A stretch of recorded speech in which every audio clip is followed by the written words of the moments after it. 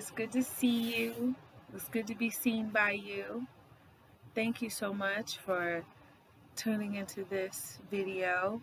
Today I'm going to talk about why we don't have as much love in our relationships as we want. And this quarantine has done so much to put strain and stress on our relationships. So I would like to just briefly touch on 5 things you can do to increase the love in your relationship. Number one, ask your partner what they want. A lot of times we assume that we know what our partner wants, or we say, I would want this. So, of course, my partner or my significant other is going to want this too. But that's not the truth.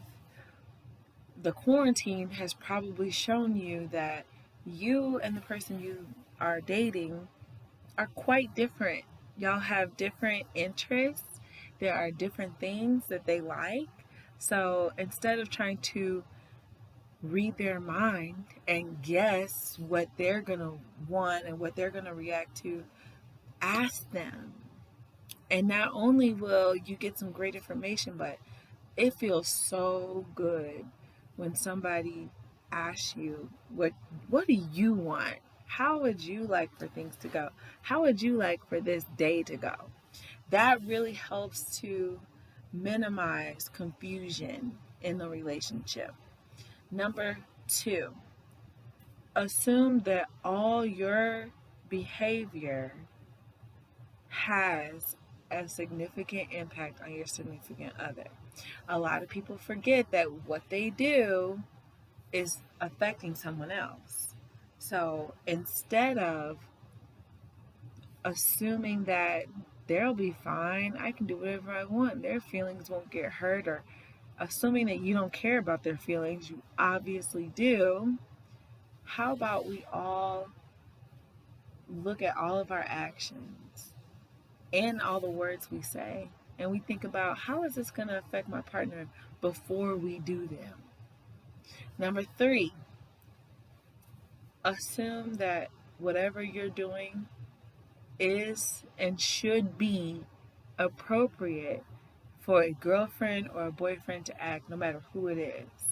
You can't say, like, oh, it's me, I'm doing XYZ this way, so therefore I am allowed to get away with neglecting them all day.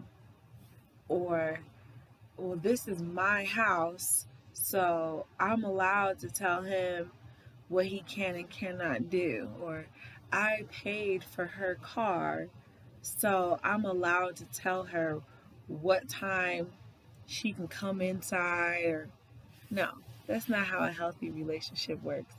We have to remember that whatever you're doing, the other person's going to look at it as, is this appropriate behavior for this type of person in my life?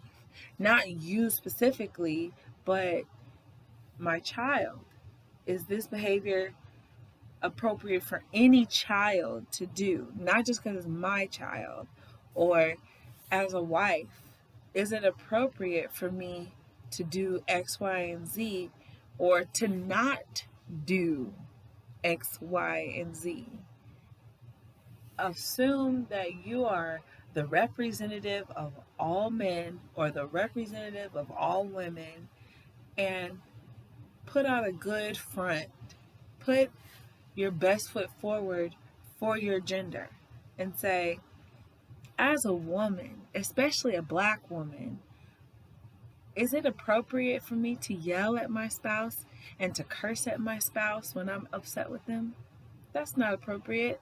I wouldn't like somebody to do that to my brother or to my father. So I'm going to treat my man the way I would want any man in my life to be treated. When you're a man, think about, however I act, I need to remember, how do I want all the men in my life treating all the women that I know? And I know we are going to have some much better behavior. Number four, resolve. conflicts before you move on. You might need to take some steam. Let's say drama happens. Drama happens, and then this person has their opinion about what's going on, and this person has their opinion what's going on. There's a middle ground. There is a way to reach a middle ground, but it's going to be hard if people are not willing to talk about it. It's easy when you're with someone who wants to talk about it, but how often do people want to talk about their flaws or how they messed up or how they could have done better, should have done better? How often are people comfortable just talking like that? How often do people want, being corrected is a very embarrassing thing. Not a lot of people want to be corrected. So we got to remember, take their feelings into consideration and resolve it. Number 4 is resolve. From here on out, how should we act? From here on out, how do we solve this problem? So then you know the next time the same issue comes up, because it's gonna come up again, the next time this issue comes up, we've already been there, we've already done that, we talked about it, and we made a plan for this is what we're gonna do in the future. And that's your plan. And stick to it. And the last thing I wanted to say, number 5, is this is actually the most important. Put God into your relationship. Pray to God when something is going wrong and ask Him exactly for what you want from your partner. Dear God, I want my partner to listen to me better. I want my partner to hear what I'm saying without feeling attacked. God, I would love for us to finally resolve this issue. And when you all pray together, I think that it helps bring out the best in people when God is in your relationship, because God is love. And everything that the Bible tells us about how we should treat each other is super kind, forgiving, patient. And there's a famous Bible quote that I love. Love is patient. Love is kind. It does not boast. It does not, it keeps no record of wrongdoing. That's the one I'm working on, because, and our bodies are wired to remember any bad thing that happens to you. And you have an emotional connection to any bad thing that happens. So whenever I say, oh, I'm going to pick a fight, or I'm mad, I'm not getting what I want from my partner, so I'm going to bash them and tell them they never do this and they never do that.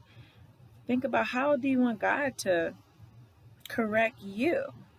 Do you want God to say, you never did what I wanted, you never blah, blah, blah?